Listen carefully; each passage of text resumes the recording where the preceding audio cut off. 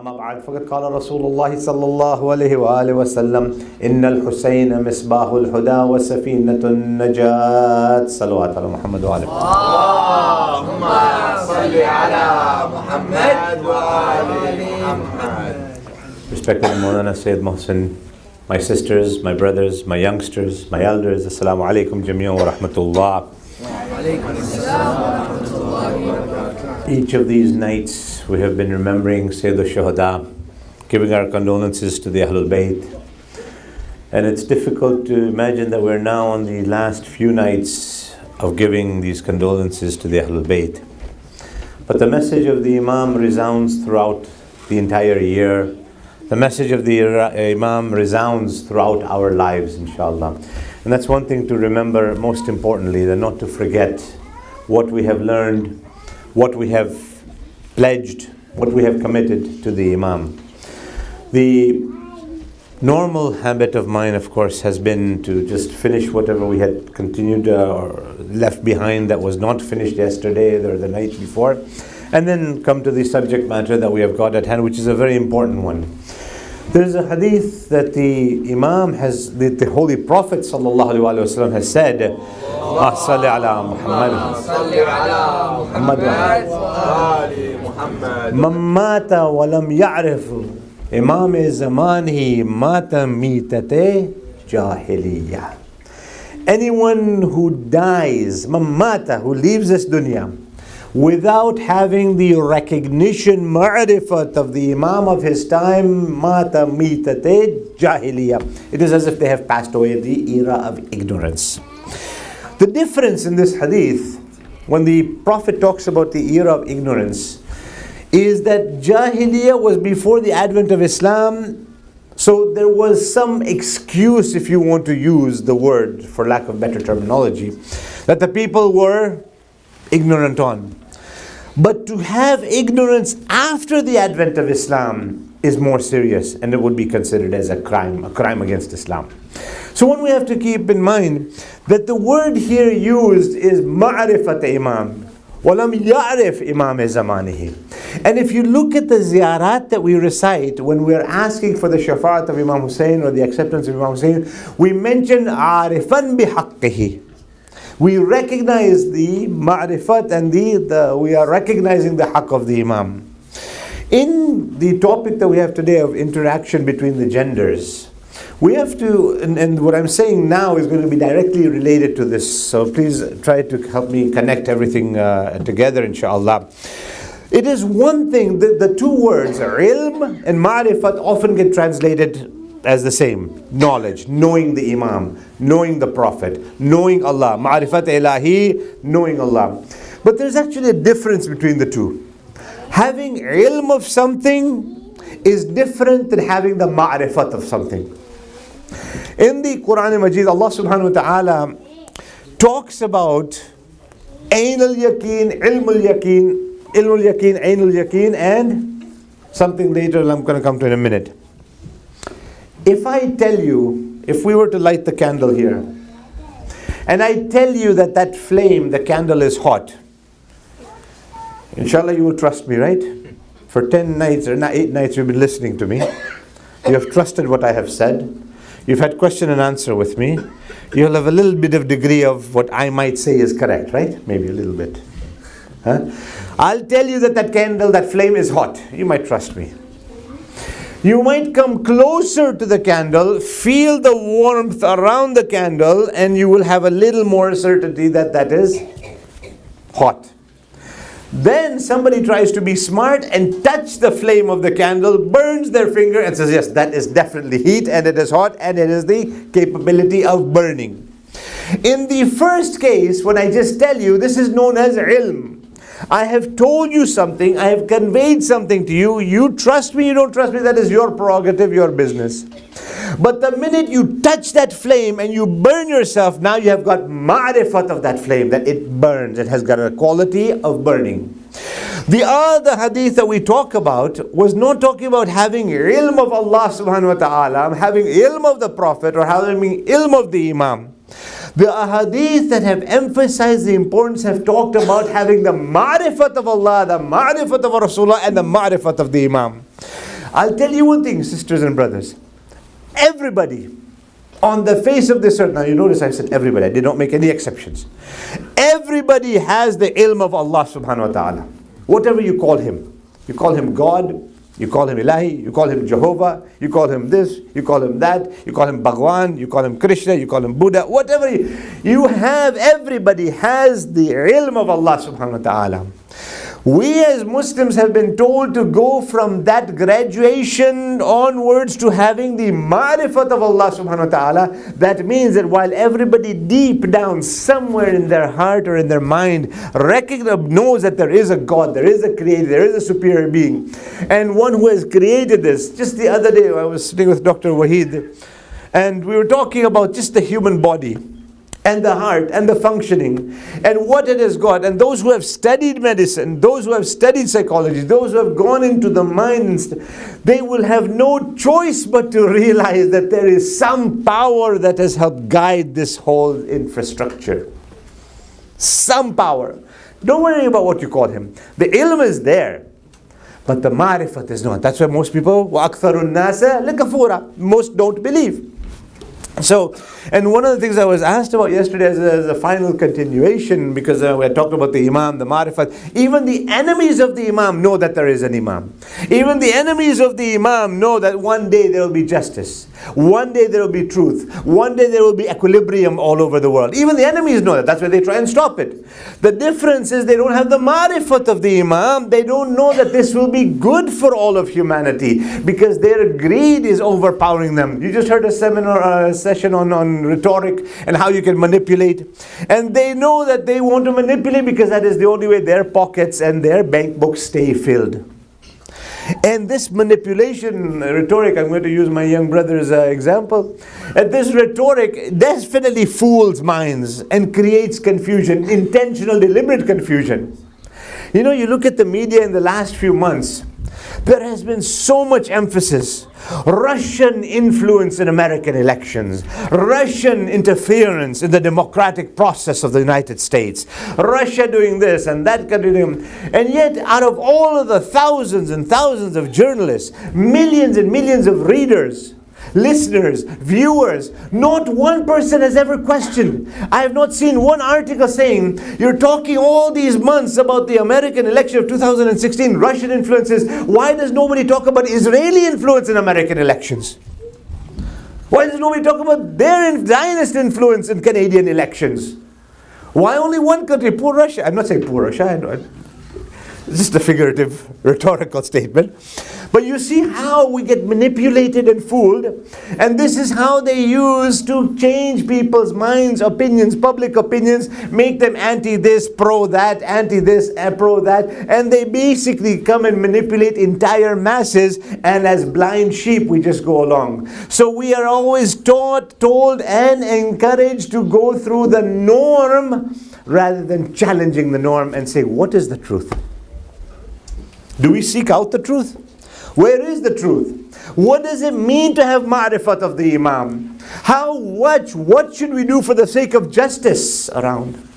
And one of the things that is a part of this process, which will bring me right into tonight's topic, is that there is a force, there is an intentional element that has created in our minds, even in the Muslim mind, even in the Ja'fari Shia mind, and sisters and brothers are both vulnerable, young and old are both vulnerable, because what happens is these intentional forces are creating an issue of right and wrong in a confusing pot. We have actually become apathetic to sins. We have become apathetic to sins. It doesn't bother us. When we were talking about Amr bil Ma'ruf and Nahy anil Munkar and why the Imam Hussein stood, think for a moment, our society that we live in tells us that let him mind his business, you mind your own business, don't worry about what she's doing, don't worry about what he's doing. So sins and committing sins or refraining from sins has become irrelevant. It doesn't matter, don't worry about it. Why are you worried about sins? Who's watching you? Who's going to judge you? Who's going to? Of course, I'm not talking about being judgmental or anything, but I'm saying that recognizing the laws of Allah subhanahu wa ta'ala, these things slowly creep in. You know, sometimes when I'm teaching classes to the teenagers, especially the senior teenagers, I say that we get certain lessons from Mr. Iblis that really need to be grasped in our minds. And people are going to go home tonight and say, oh my God, the Sheikh told us to listen to Iblis. Listen carefully, please, for God's sake. Okay, otherwise I'll never get invited in this city again, and alhamdulillah, if that is the case. I am saying that Shaitan, alayhi la'an, a'udhu billahi minash shaitanir rajim, Shaitan is actually very patient.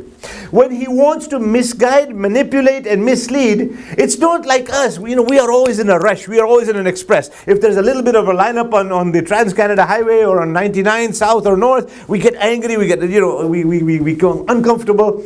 He's not like that. He waits. Remember one thing. When Hazrat Nuh, alayhi salatu wasalam, Nabi Allah Nuh, the flood took place, everything happened. Who was left? The 72 were with Hazrat Nabi Allah Nuh, right? You know the story. I'm not going to repeat the story. This is much more basic than what you deserve tonight. But what happened then? Everybody was clean, everybody was pure, everybody was mu'min. Now, how did Shaitan again create the situation that led to what Hazrat Ibrahim had to do in his time? Shaitan didn't overnight come and try and misguide. These were the pure people. They were good Muslims, good followers of Hazrat Nuh, right? You know that. Everybody else was destroyed. Basically the known world was gone. Shaitan didn't come right away and say, okay, let's start doing my work. No, wait, hold on. A generation went by, they were all mu'min. Another generation came by, they were all mu'min. Slowly. Then he put in the minds of the people that remember your bapa, your uncle, your grandfather, Hazrat Nuh, our leader, Hazrat Nuh. We're forgetting him, aren't we? We're forgetting him. Let's put a little picture of him and make sure we say salam to him every day. Next, after the statue was made, the picture was made, oh, this was our leader. Yes, okay.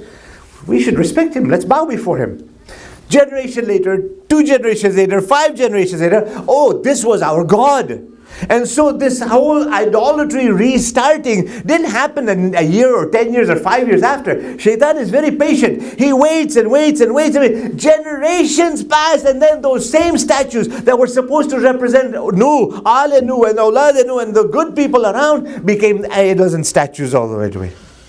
And so what you had there was sincere patience in the wrong way. So that's insincere patience, pardon me. And that's how the manipulations begin. It takes time. We are always in a hurry. We don't plan out. We don't think out. We don't lay the steps down for the foundation. We're only looking at us, me, myself, and I. And if I can, inshallah, request all of my dear brothers to move a little closer to me, I will be extremely happy. One salawat upon Muhammad and Ali Muhammad, please.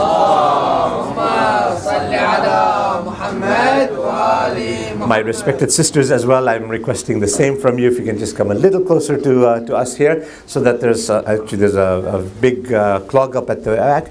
May Allah reward you all, inshallah. May Allah bless you and give you great barakah. One more salawat upon Muhammad and Ali Muhammad, please. Allahumma salli ala Muhammad wa ali Muhammad. So the misguidances come back, it comes very slowly, very carefully, very cautiously, not right away. And in addition to that misguidance, the whole sphere of right and wrong become corrupted. And so when people don't even realize that they're committing a sin, they don't even think that they're committing a sin, they don't even want to realize a sin as a sin. You look around us today, the interrelationships, not only between males and females. Of course, my topic is going to be limited to males and females. But now we have unrestricted access, male to male, female to female. And all kinds of new terminologies are coming up. One of the questions when we were building our new Husseinian Masjid for the first time in our Kitchener-Waterloo area, one of the things somebody actually came to me, that Sheikh, are you going to have a transgender washroom? And I looked at him and I said, what's that? I'm not joking. You're living here and you don't know what that is? All the universities have it, or most of the universities have it. I said, what does that mean? It's Allahu Akbar. I don't even know how to explain it. Forgive me. I have young children here. These are my children. They're the community's children. There's yours and mine. My sympathies. You're growing up in a scary world. I'm going to be gone soon, but you guys have to bear it. Transgender washroom, gender neutral washroom. How do you explain a gender neutral washroom? Does that mean you will have urinals or not have urinals? Will you still have a toilet or you have a squatter? I don't know. Allahu Alam. Astaghfirullah Rabbi wa atubu ilayh. These things are getting horrific to me. It is extremely scary because now what is happening, and you know something, there are certain things that may be naturally inclined. I'm not doubting or dissing any of that, but I'm saying that there are people who are making intentional choices in this direction. If somebody has an illness or a difficulty or a medical situation, I'm not talking about that. We've had talks on mental health, and by all means, I know I myself in our discussions, I have mentioned it in the youth question and answer. I am a part of this mental well-being in my region back in Ontario. I'm a part of the conversations worth having. There are very, very interesting things that I've been involved in. But then there are also these other scary things that I am forcefully being drawn into. Somebody even asked me once, that if two people of the same gender came to do a marriage, a nikah, an aqd, would you solemnize it?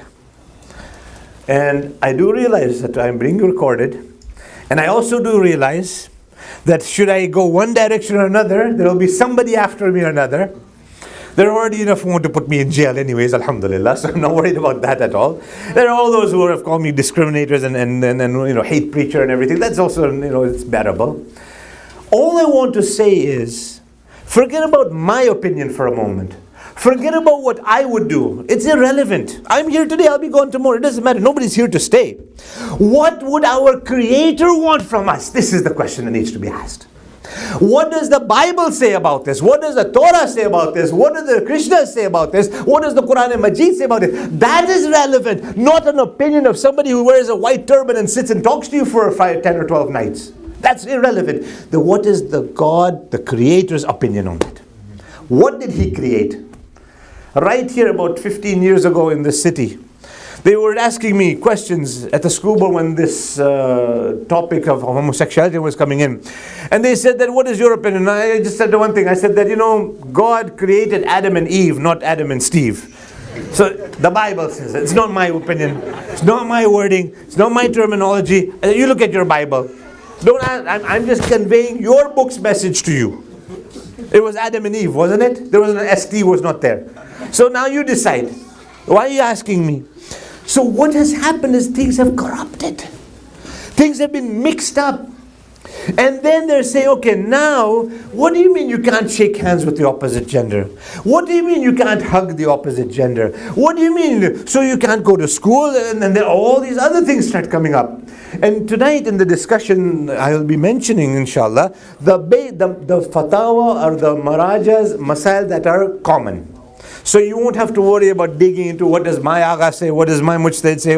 I'm going to give you basically a general overview of what the positions will be. So basically what I say will be pretty well accessible or acceptable by any of the leading maraja. First of all, interrelationships. We are living in a society, and I shouldn't say we are living. We have always lived in a society where there were both genders.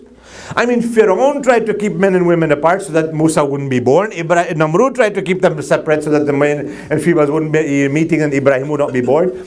There were those efforts. But practically, in the reality, has always been men and women have been together. Throughout history, from the very beginning till now, till later. So now we have to know what is our obligation to Allah subhanahu wa ta'ala living in an environment like that. So keep in mind, we're not talking about something new. We're not talking about something completely out of the blue and saying, okay, now we're going to get a culture shock, we're going to get a religious shock or a spiritual shock. No. It's already there. What Islam has done is it has guided the path for us in light of what Allah Ta'ala's creation needs and requires. Allah is our creator. Allah subhanahu wa ta'ala created. ثُمَّ أَنْشَأْنَاهُ خَلْقًا آخِرٍ فَتَبَارَكَ اللَّهُ أَحْسَنُ الْخَالِقِينَ. Best of creators after creating all of you, all of us. Best of creators. After the Jannat, after the mountains, after all the beauty of the heavens and the earth, after all of that Allah created, He didn't say Ahsanul Khaliqeen. After creating insan, He said the best. So Allah knows our mechanism. He knows exactly how our mind works, our psychology works, our heart. He knows exactly how everything works. And what will be needed in that functioning mechanism to keep the entire society pure and protected. This is what the intention is. So as you can see me leading up to the subject, we're dealing with each other. And then I get asked questions. Well, should I not go to school because it's a co-ed school? Should I not go to university? Is that what you're telling me? No. Nobody said any of that, my dear sisters and brothers. What we need to do is regulate. And one of the things that we were talking about at the youth Q&A on Saturday night, isn't there over-regulation in Islam? My counter question to you, is there? Because if you look at any community or any society that wants to thrive, regulation and legitimate restrictions are needed. Any society. Whether you look at Canadian society, European, African society, wherever you go, laws were put in place for the protection of each other to the other. I hope you are with me so far. Laws are there not for my benefit, but for the benefit of the community as a whole. So whether you look at man-made laws or you take it to the supreme level and it is Allah's laws, they're for the same purpose. The purpose is the same, the intention is the same. Why is it illegal to use a cell phone when you're driving? Because you can cause an accident. And the police stations and police departments will show you cars and accidents have happened of people being on a cell phone and being in an accident, rammed into a truck, rammed into a van. That's all available. So they tell you that this is the reason. Allah subhanahu wa ta'ala also gives us a reason.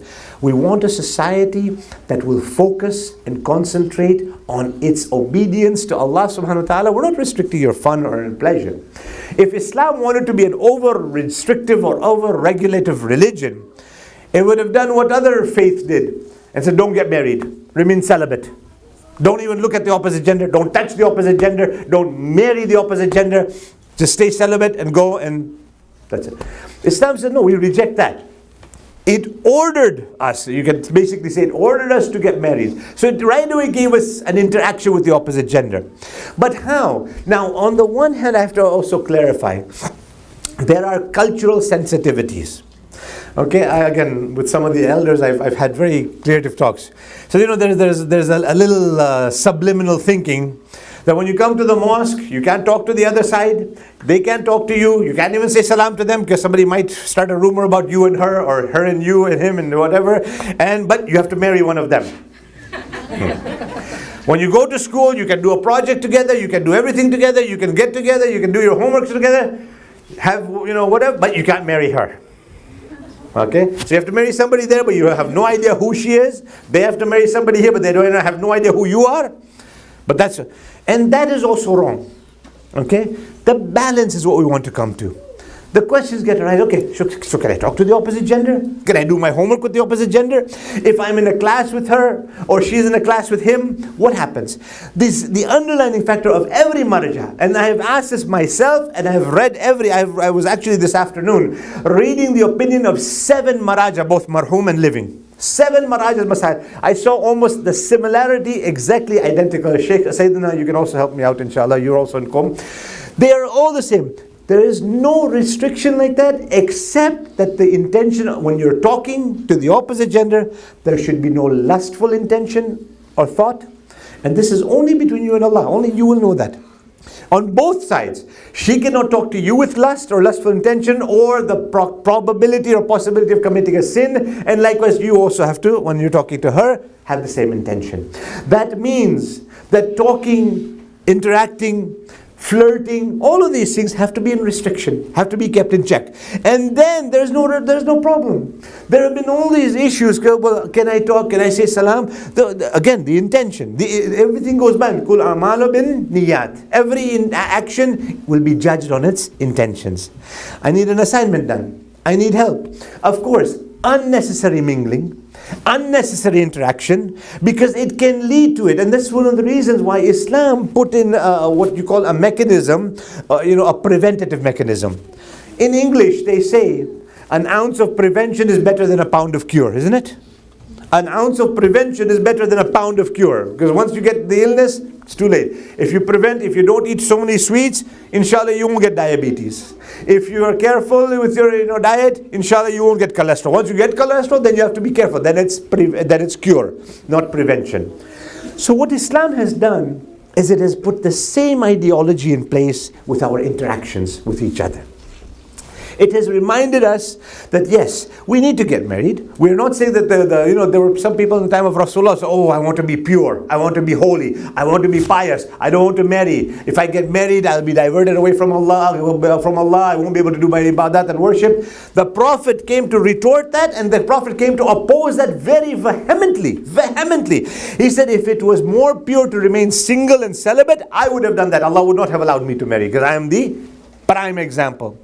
We're not followers of the actions of Nabi Allah Isa alayhi salam. Prophet Jesus had his responsibilities in his time. We are not to follow that example. The example we have to follow is Hazrat Rasul Muhammad sallallahu alayhi wa sallam. Allahumma salli ala Muhammad wa ali Muhammad wa ajil faraj. The same people would say, oh, we shouldn't go on holidays, we shouldn't go on vacation, we shouldn't do this, we shouldn't do any pleasurable activities. In Surah Al-Ma'idah, Allah subhanahu wa ta'ala is asking, why are you making something haram that Allah has made halal for you? Enjoy your lives. Have nice lives. Have pleasant cars, pleasant homes, pleasant holidays, pleasant moments with your family and your friends. We're not restricted, but within the guide of haram and halal, keeping in mind that refraining from the haram and guiding in the guise of the halal. When we look at, for example, how do illicit relationships happen? How does haram start? Like I mentioned about Shaitan and Hazrat Nuh's time. It doesn't happen overnight.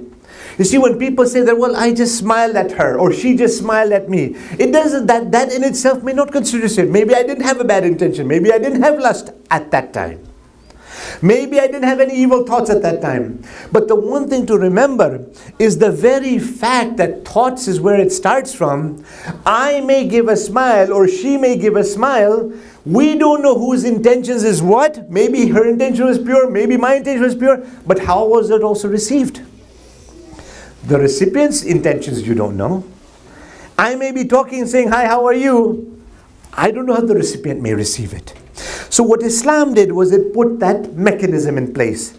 It put that filter in place. Is this a conversation that I really need to have? Is this something that I can live without? Is this something that can lead to something deeper or worse, or something, na'udhu billah, haram, or even towards the path of haram?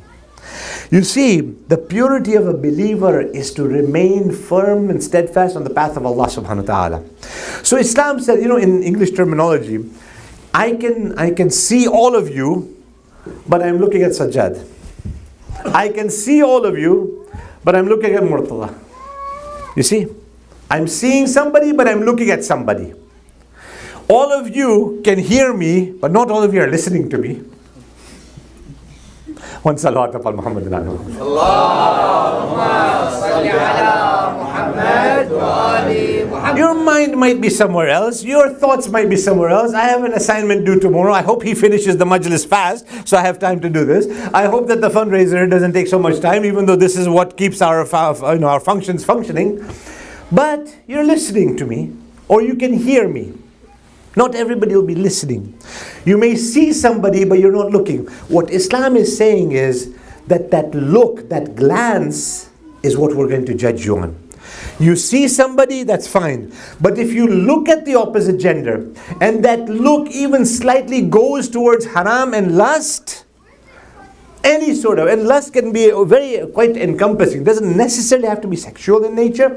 But if you're looking with a glance that is a prolonged look, that is where you're crossing the boundary. The boundary is there, you may be crossing that boundary.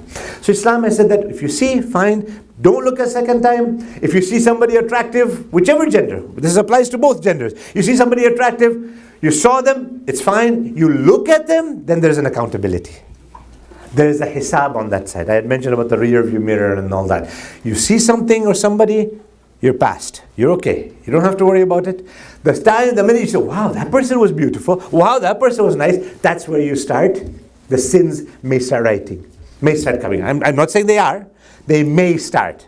Because again here, intentions count, amal counts, the whole situation, the surroundings count. You know, there are some of the teachers that I interact with in the public schools, they say that you realize when you don't look at me in the eye, I'm wondering what suspicious things you're thinking of. I said, okay.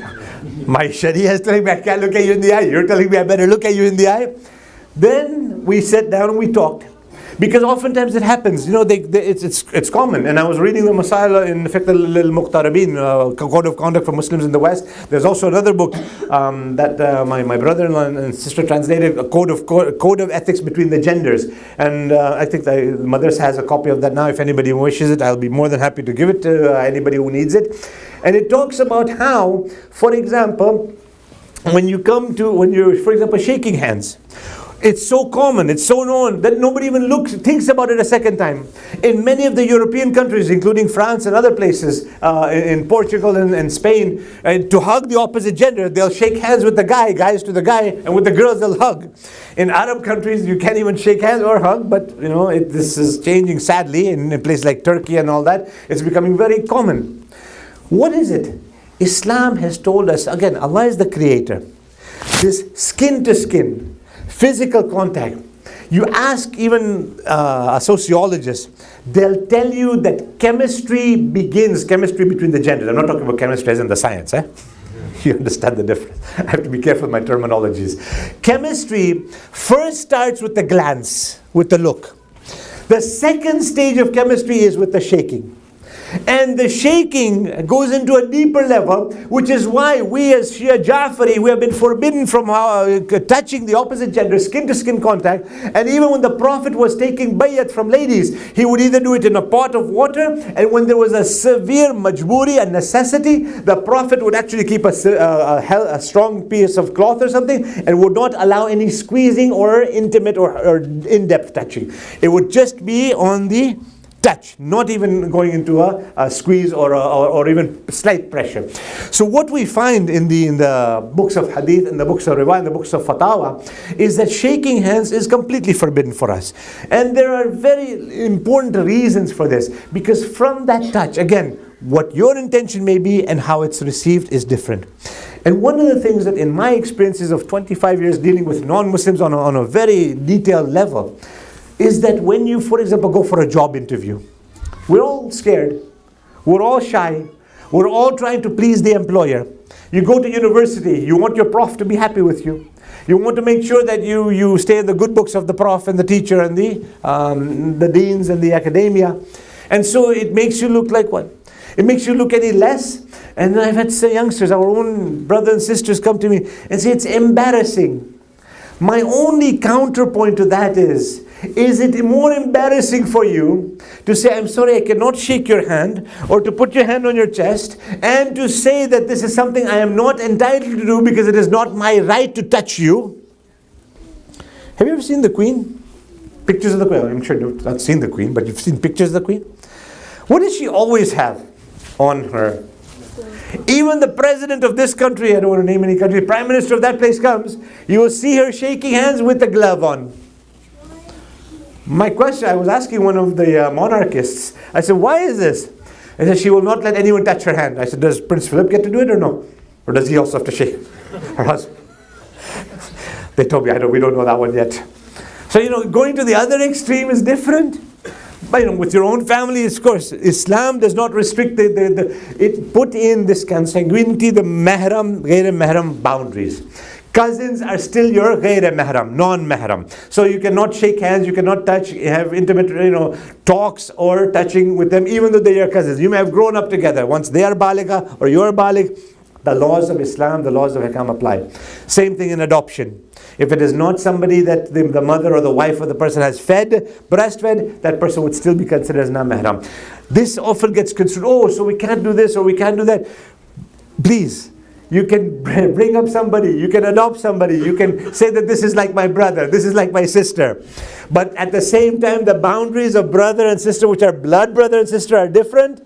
The boundaries of non-blood brother and sister are different. So don't try to manipulate this and try to, like I was mentioning yesterday, make the Sharia fit into what I want it to be. No, the Sharia of Allah is the Sharia of Allah subhanahu wa ta'ala. One salawat upon Muhammad and Ali Muhammad. Allahumma salli ala Muhammad wa ali Muhammad. So when you don't shake hands, the employer in many cases, unless they're illiterate, unless they have got their own agendas and or they're biased or prejudiced, they will actually appreciate your principles more than being insulted by your refusal to shake. Because it's showing that you believe in something, and that belief, that value that you have is more significant than your job. I was just very briefly highlighting yesterday. Today you'll shake hands. Tomorrow if your boss wants to take you for dinner, what will you do, my dear sisters? The day after he says, I'll take you for a cruise. And you may think that I'm being far-fetched, but believe me, these eyes and this mind has seen much more than you can imagine. And there are things I'll be taking to the grave with me that I pray for our community and our society. It starts with a handshake, it starts with a smile, and it ends where you don't want to go. Islam put the mechanism right at the beginning. It put the filter right at the beginning. We won't let the spark start so that it doesn't have an ending. You don't have to worry about that ending. Because believe me, I have seen families shattered, I have seen relationships destroyed, and I have actually known of suicides happening, or, and I'm saying this very cautiously, murders taking place simply because of this chain going to the extreme. And I'm not joking. The mimbar is a very serious responsibility.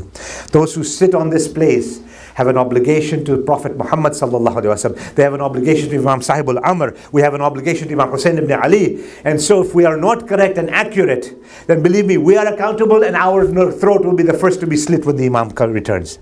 So I'm not trying to sugarcoat anything. I'm not trying to overly scare anybody or anything. I'm trying to tell you what the Sharia has put in place is for the protection of the entire community, the entire ummah, the global ummah, every gender, every family, and the community, so that the haram does not even begin. The seed of haram does not even get planted, because it starts from there and it grows to be a great giant tree. One salawat upon Muhammad and Ali Muhammad. Allahumma salli ala Muhammad wa ali Muhammad. So how do we protect ourselves? Number one is, the ulama have told us that remember Allah subhanahu wa ta'ala. Remember one day we are accountable. Remember one day our deeds will be exposed before everybody else. So that becomes the first way of us trying to protect ourselves. Like I said at the beginning, you have to do a homework assignment with the opposite gender. Your teacher might put you in a group with opposite genders. That's fine. That may be out of your control, but the intention is within your control. How you look and talk is within your control. Questions also get asked, well, okay, what about if I'm emailing or WhatsApping her, Instagramming her, Telegramming her, all these new needs, Snapchatting and all that, Facebooking her. Are these real words? Facebooking somebody? Defriending somebody? These are real words, right? I'm not making it up, am I? I had to shut down my Facebook account years ago because of various issues, but okay.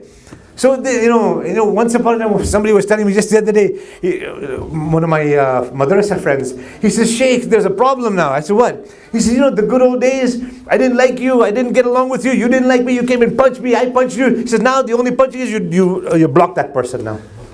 And that's the most violent we get, which is maybe good in a way. But our physical skills, boys, I'm talking to you guys, our physical skills, we're all weaklings now, eh? We are all really weak, pathetic now. I'm sure none of us would even be able to hold, many of you, I'm talking about myself, I wouldn't be able to hold a sword. I wouldn't be able to protect myself if the necessity ever came. If somebody tried to attack my family, if you come one step closer, I'm going to block you on WhatsApp. What else can you do? Have we learned to be brave? What happened to our shuja'at? What happened to our bravery? And we're using it all in the wrong places and in the wrong directions. Internet, what's the masail? What's the ahkam? Do our ulama sitting in Najaf and Kum, do they even know we have computers here and internet and WhatsApp and that? La ilaha illallah. I have sat down with at least 12 to 15 Maraja Taqleed. We may think that they're dumb. We may think. But they are much smarter and much more knowledgeable about what is happening right here in North America, in Vancouver, Surrey, in Toronto, in Montreal, in New York, and Washington, and Dallas, and California than even we know. Believe me, I'm telling you the truth. Because they have access, whether it is their advisors guiding them or whether there's a spiritual force guiding them and informing them that these are the issues. They know exactly what's happening. The common masail of every marja I've met is that the same way you are sitting face to face, the same ahkam applies computer to computer, cell phone to cell phone, Chrome to Chrome. The same masail applies, the same ahkam applies. How you're not allowed to flirt, smile, and try to entice or make somebody close to you in physical, the same way you can't use your vocabulary on the internet to do the same. The masail is the same. You see, Islam, Inna Deena Inda Allah al-Islam. The religion of Islam is till the day of Qiyamah. Allah knows from when the time it was revealed, Islam was revealed at Hazrat Adam's time, right? It was perfected at Rasulullah's time. Al-yawma akmaltu lakum deenakum wa atmamtu alaykum ni'mati wa raditu lakum al-Islam dinan kayma ghadirakum. But the laws of Allah are till the day of Qiyamah, till the end of time. Allah knows new end is what is going to happen. So don't think that Allah Ta'ala didn't know that the ahkam of 14 miles for Qasr and Kathir Safar and all those apply. These are all in the knowledge of Allah from the beginning. Okay? It's not something new to Allah Ta'ala. And so whatever ahkam applies on physical interaction also applies in the computer or behind the screen that you're at. The only thing you can do is you can't shake Chromebook to Chromebook. That is allowed actually. One salawat ala Muhammad ala Muhammad. Allahumma salli ala Muhammad wa ali Muhammad. And see, one of you should have corrected me. Because if I said that the ahkam is the same, my Chromebook can't touch her Chromebook either if it's not mahram. Alright? So keep in mind, the laws are not different. And one of the things that is our biggest test here, because of the openness in society, the biggest test is for us, and the biggest thawab is also for us. If a blind man comes to you and says, Brother Jawad, I have never looked at a non-mahram with a lustful intention. Muhammad Jawad is like, mashallah, good job. You don't have eyes, how can you? If somebody who's lived all their life in Iraq or in Iran, and they say, you know what, I've lived all my life over there, I was in Afghanistan, I never ate haram meat. Alhamdulillah. But it's not easy to get haram meat over there. When is the challenge? Amirul Mu'mineen says that when you have the haram and the halal in front of you and you do the halal, that is when your jihad is successful. When you have the option of committing sins or being strong and saying, Ya Allah, a'udhu billahi minash shaitanir rajim, I'm seeking protection from Allah subhanahu wa ta'ala. I have the option to commit a sin and I don't. That is when your greatness becomes elevated. That is when your jihad becomes like the jihad of the shuhada of Karbala.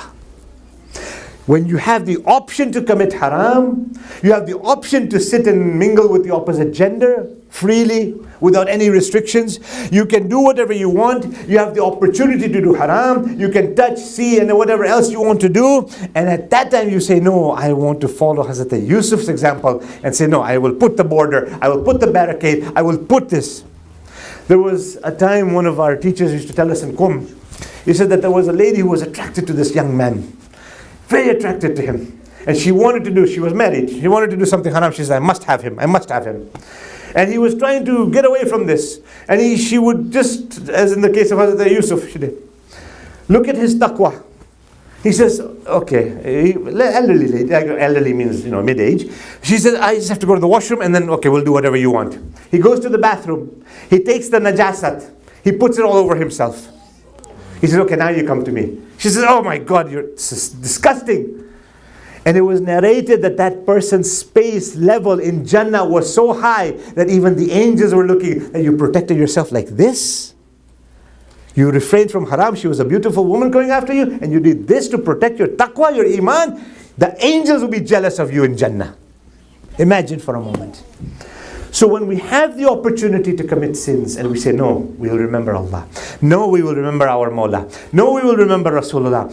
That's when our elevation goes higher and higher. Sinning is the easy part. Everybody and anybody can do it very easily. But to refrain and restrain is there. Again, I want to emphasize, Islam did not tell us not to marry. What is the option now? Because in our discussions, we have to have options. We can't just say, okay, don't look, don't talk, don't do this, don't do that, don't. What does Islam say? Well, there are the halal options, because Allah Ta'ala will never keep a door closed and not allow us to go there. There will never be a haram medicine for which there is no halal option. This is something that Imam Sadiq alayhi salam, when somebody went to him and says that my doctor said that my cure is only to drink this alcohol. Imam says, then why have you come to me? If your doctor has told you that, why have you come to me? He says, Mawla, my doctor is not my Imam, you are my Imam. The doctor is not my Imam, you are my Imam, you tell me what to do. Then the Imam said that there will never be a haram option, only Allah Ta'ala will have some halal option available, inshallah. Same thing applies. What we encourage, if possible, somebody's hormones, somebody's stamina, somebody's desire is high, then yes, we encourage marriage. Parents need to be involved. My message is often addressed to parents as well. I said that there was a time I remember in my father's generation, they used to always say, wait till you're on your own 2 feet, then you get married. Wait till you're ready, then you get married. Many of them are ready, but they can't tell their father, but Baba, I need to get married. I don't have a job, but can you support me? And alhamdulillah, some of the places I've gone to when I've had my sessions with the parents, many parents came forward and said, okay, if my son wants to get married, I will encourage him. He can stay in my house, I will foot his bills until he gets his full-time job. My daughter wants to get married, she wishes to, she might have somebody she likes, because here also, Islam did not say, don't like somebody.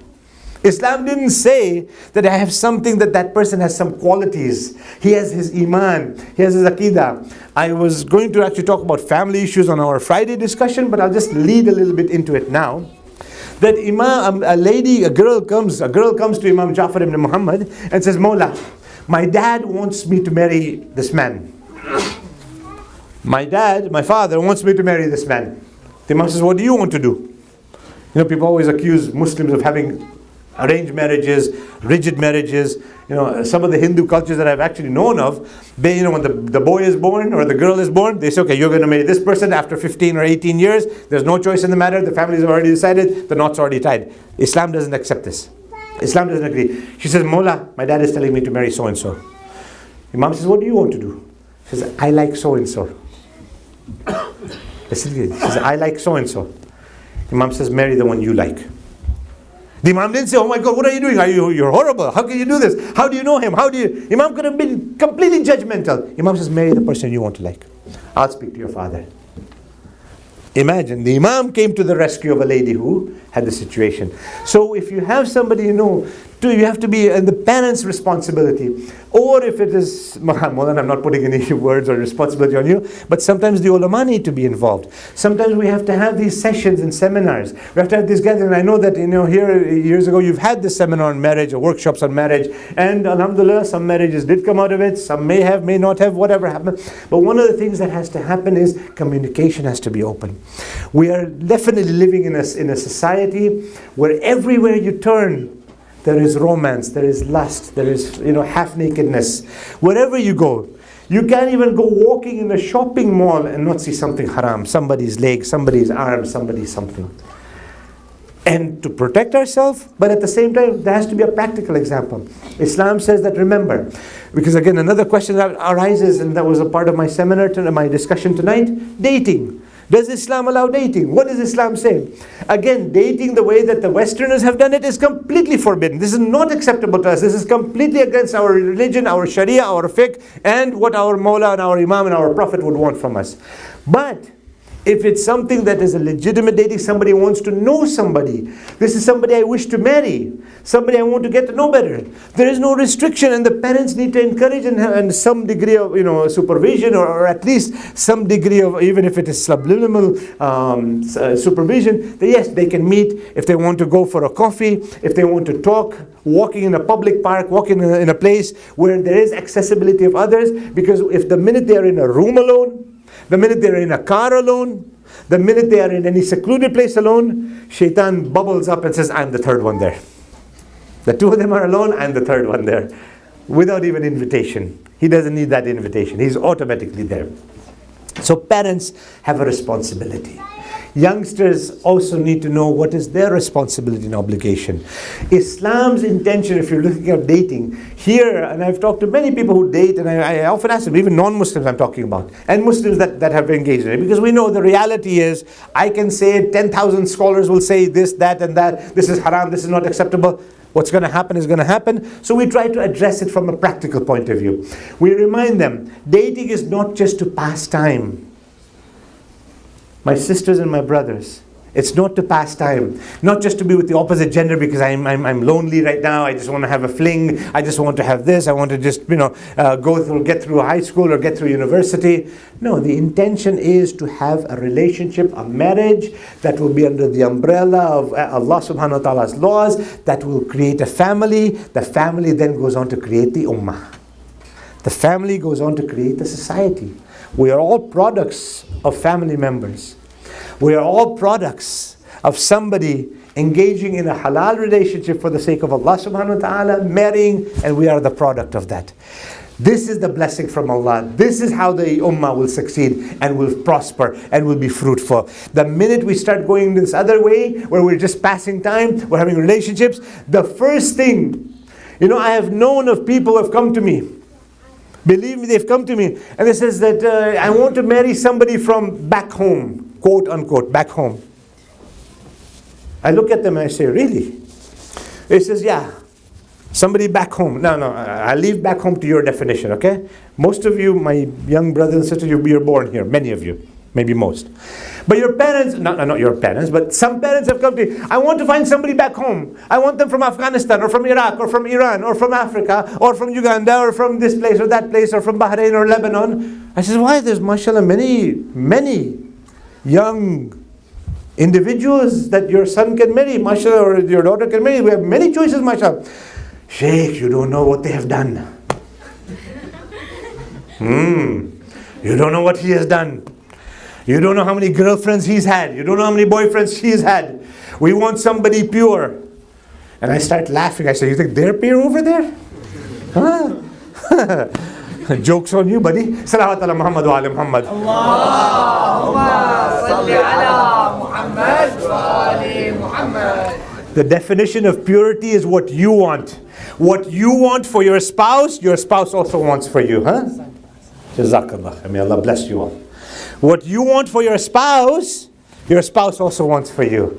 It's an equilibrium. Islam did not discriminate. Okay, boys can have flings and affairs, girls have to stay pure. No. Those days are gone. That day was never there, my sisters, my brothers. We need to maintain our own purity. The same way that you want somebody who's been unmarried and pure and a virgin from that side, they also want the same here. If we protect our purity and then we engage in a halal relationship, you will see how that relationship will grow, flourish, and will be bonded till the end of their lives under the umbrella of Imam Sahib al-Amr wal-Akhir Zaman and the blessings of Fatima Zahra salamullahi alayha. Allahumma salli ala Muhammad wa ali Muhammad. I have said as much as I can. The responsibility, وَمَا عَلَيْنَا إِلَّا الْبَلَاغُ. Now the flag is in your hands, my sisters, my brothers, my youngsters. I honestly want to appreciate how well you have attended and listened on all these nights. Because the nights of Ashur, tomorrow night will be not a time for me to be able to thank you and to say things that I may be heartfelt. But I want to appreciate all of you for what you have done, the respect and the kindness that you have shown. My host family, Dr. Waheed and them, Muhammad Jawad for inviting me, the Samat family for always treating me as a family, the Gohoris who I've known from my own home, Maulana from whom I seek advice in that, and all of you sitting here who have been loving and respectful. May Allah bless you all. May Allah give you barakah. May Allah keep you safe. And of course, my dear Sayyid Saleh, I cannot forget, for years and years, he's been an encouraging force to me, whether in Kuwait or here. May Allah bless and protect all of you, inshallah. I deeply appreciate this invitation. It was not something I had planned or I was able to do, but by the grace of Allah and the sadaqah of the Ahlul Bayt, I was able to try my best to come here and spend the time with you. And I appreciate and I acknowledge that. The youth presentations, the reciters, the poets, all of you, may Allah bless you and keep you safe. I also want to make sure that you all have the responsibility on your shoulders to keep the academy, the youngsters, and these youth MYM functions going. We will be having a fundraiser, and I ask you all to please part with your hard-earned dollars, with your gifted dollars, whether it is your Eid gift that you had received, whether it was your birthday gift. Make sure that these sessions stay active, stay fruitful, and stay passionate. All of you are involved in this. All of you are responsible, young or old, because Muslim Youth in Motion. Youth means any of you who are 99 and over. And in case you have passed 99, I'll still call you youth for tonight's session. How's that? Please do not let this wither away. I have been working with MYM for, I think, more than a quarter of my life. And it's always inspiring to see that. Your leadership is also there, Maulanas are there, your elders are there watching, and I can see them all around. And one of the things that I always encourage you, just as a small matter of akhlaq, I never like to see children sitting on chairs when there's elders around. Always remember that. There are basic, akhlaq, that they're not in black and white. They're not fatawas, they're not masail. But sometimes when you see somebody who's in need, you mentioned about the parking spots. Yes, in fact, inshallah, even I will try to walk so that I don't keep a reserved spot here, because that's something that we all need to. If we're able to, we do. Somebody else might need something more than that. Somebody else might need the wall spot more than me. Somebody else might need that more than me. Remember to be thoughtful for each other.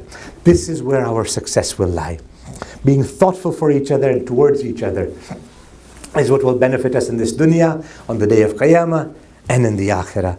Please empty out. You know that when I was doing a fundraising once, one of the Christians was telling me, he says, Sheikh, when you go for a fundraiser, tell them that I have good news for you and I have bad news. He says, what? He says, tell them that the good news, I'm going to sort of custom tailor it to us. So the good news is we have got all the money ready for MYM's activities for the whole of 2019. We've got the money. So everybody recited aloud salawat, right?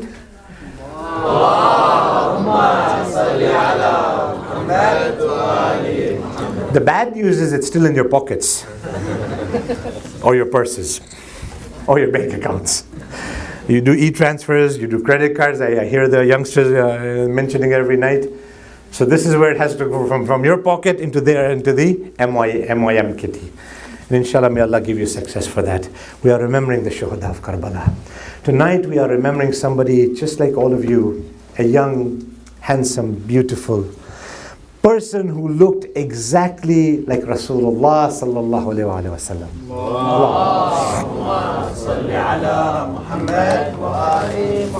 When people would call him, they would remember Ali Murtada. When they would see him, they would remember Muhammad Rasulullah. When Imam Hussein was leaving from Medina, a group came to him and they say, Mawla, we know you're going to, we know you're going away. We know you will be killed. Mawla, at least leave Ali Akbar behind. At least leave Ali Akbar behind. These years have passed, we have missed Rasulullah. When we miss, when we long to see Rasulullah, we call Ali Akbar. People sometimes just as they were walking, they would just look at Ali Akbar and stare at him because they were remembering Rasulullah. When they would call him, they would remember Ali Murtada. Imam Hussein named all of his sons Ali Zainul Abidin, Ali Akbar, Ali Asgar, and all of his daughters Fatima Sakina, Fatima Kubra, Fatima Sughra, Fatima Tawasta. So that the memory of his parents would be alive, and by seeing Ali Akbar, the memory of Rasulullah. They asked him, Ya Hussein, Ya Mawla, please leave Ali Akbar behind in Medina. The Imam with sadness tells them that I have a role for Ali Akbar to play in Karbala as well. Ali Akbar also has a responsibility on the plains of Karbala. And so they had no choice but to let Ali Akbar go. The days passed by. Hazrat Ali Akbar and Hazrat Abbas were maintaining the order and the supervision and the command of the overall army of the Imam. We call it army of the Imam, but this was not really an army. It was a group of the companions and family members who were with the Imam. So Hazrat Ali Akbar and Hazrat Abbas were just maintaining the discipline there. They encamp on the plains of Karbala on the 2nd of Muharram. Then the time comes when they're moved away on the 4th of Muharram away from the Furat. Ali Akbar and Hazrat Abbas tell the Imam that should we move or should we just leave it with it? Imam says we have to move. We will move. We will not be the instigators. We will not be the aggressors. On the day of Ashura, when the time of Salatul Fajr came, the army of Umar Asad, the Maloon, the accursed ones, they were playing music and they were having dancing girls and they were doing all the haram. In here you have had the recitation of Quran, the recitation of the dhikr of Allah. The time for Salatul Fajr comes. What does Imam Hussein do? He tells Ali Akbar, give the azan. Allahu Akbar. The same azan that Ali Akbar used to give in Medina, and the people would come from far and wide. Imam Hussein tells him to give the azan. Everybody's focus is on Ali Akbar at this time. Ali Akbar, Allahu Akbar. Finally, when the day of Ashur comes, one by one, each of them lay down their lives. Remember one thing, Ali Akbar, it's not that the Imam did not let Ali Akbar go. Repeatedly, the Imam would look at Hazrat Ali Akbar and would be wondering very, very subconsciously, as if there was an ishara, as if there was some sign between the Imam and Ali Akbar. And Ali Akbar was trying to tell the Imam, Mawla, every time I wanted to go to the battlefield, somebody else would come forward. I was about to go, Qasim came forward. I wanted to go, Muhammad came forward. I wanted to go and somebody else would stop me and say, no, Ali Akbar, not you. Rasulullah is with us. Finally, when Hazrat Ali Akbar's time came, Imam says, go say Khuda Hafiz, go say Ma Salam, go bid farewell to your Aunt Zainab. She is the one who brought you up. Because some historians have mentioned the mother of Ali Akbar, Layla, was not present in Karbala. Some say she was not alive in Karbala at the time of Karbala. So Hazrat Zainab had been responsible for the upbringing. When he approaches her tent, when she sees Ali Akbar, immediately she goes, Ali Akbar, I know why you have come. I sent on Muhammad hoping that you might be saved. Ali Akbar says, Auntie Zainab, the time has come. Everybody has laid down their lives. I'm one of the last remaining. She says, go, Khuda Hafiz. I bid you farewell. He comes back to the Imam. The Imam puts his own Imam on Ali Akbar. He says, Khuda Hafiz, ma salama, farewell to Ali Akbar. As Ali Akbar is going towards the battlefield, he hears footsteps behind. What does he see? Imam Hussein is still coming behind. Baba! You have told me, Khuda Hafiz, you've told me I can go. Imam says, I wish you had a son like Ali Akbar who you had to say good. My dear mourners, may Allah give you sabr, but may Allah make you cry for Ali Akbar. As he was going to the battlefield, those who were some of the companions who had seen Rasulullah, they thought Rasulullah had left Medina. They thought Rasulullah came to Karbala to help Hussein. Wow, Sayyidah. They thought Rasulullah, then they realized this is not Rasulullah. This is the successor of Rasulullah's son. Ali Akbar puts on a valiant battle. From one side to the other, the enemies are scattering. He is fighting the jihad of Ali Murtada. He is fighting like Imam Ali. The only difference is, Ya Ali, you were not in the situation that Ali Akbar was in, hungry and thirsty. After a valiant battle, Ali Akbar comes back to the Imam, says, Baba, if only we had some water, I would have even been able to fight stronger. Imam assures him that your father Ali from Hawd Kausar will feed you water. Ya Mawla, Ya Hussein, Ali Akbar goes back to the battlefield. One by one, the enemies have regrouped, and they're throwing spears and arrows, and the bow and arrows are coming, and the swords are going. On Mal'oon, Hasin ibn Namir throws a spear. The spear goes into the chest of Ali Akbar. Ali Akbar calls out to his father, Alayka minni salam. Alayka minni salam, because Ali Akbar knew Baba will not have the energy to reply and say Alaykum salam. But slowly, Imam Hussein reaches, Ya Ali. Mawla Hussain reaches where Ali Akbar has fallen. Ali Akbar has kept his hand on his chest. He doesn't want Baba to see.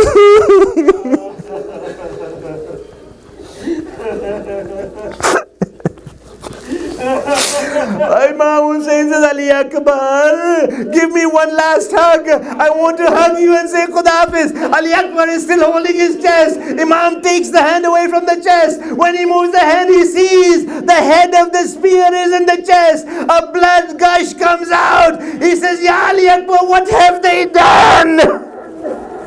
Wow, Hussain! Imam Hussain is trying to take the head of the spear out. Imam Hussain cannot do it. He looks towards Najaf. Baba Ali! Oh, my father Ali! When people have a problem, they call out, Ya Ali Madad! Ya Ali Mushkil Kusha! You will solve the problems of the world. Ya Ali, help your Hussain! Help your Hussain with Ali Akbar today. The writer of Zakir mentions, he writes that a voice was heard from Najaf. Hussain, Ali can move the gate of Khaybar, but Ali will not be able to take the spear out of the chest of Ali Akbar. Imam Hussain sees Ali Akbar leaving. Inna lillah wa inna ilayhi raji'un. Ali Akbar has been killed on the plains of Karbala. وسيعلم الذين ظلموا أي منقلب ينقلبون إنا لله وإنا إليه راجعون